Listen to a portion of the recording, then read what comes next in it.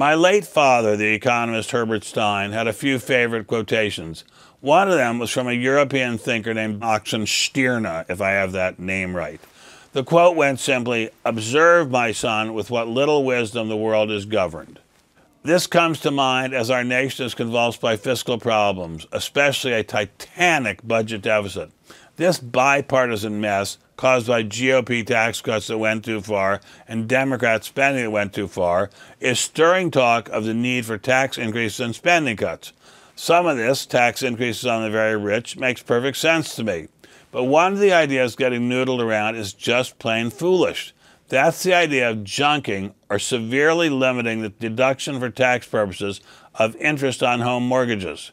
Look, we're just barely limping off the bottom of a residential housing catastrophe, and home buying and building are finally, after a genuine nightmare, reviving.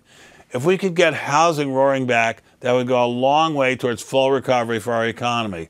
Obviously, taking away the home mortgage interest deduction is the very last thing the housing market needs.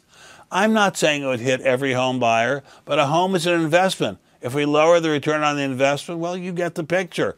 This bad idea is apparently meant to substitute for tax increases on the wealthy.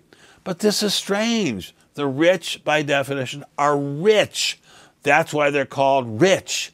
They can afford to pay more tax. The middle-income home buyers, or some of them, need that mortgage interest deduction to buy.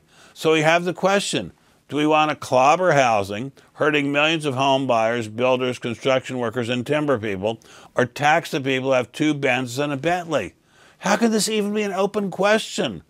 Observe, my friends, with what little wisdom the world is governed.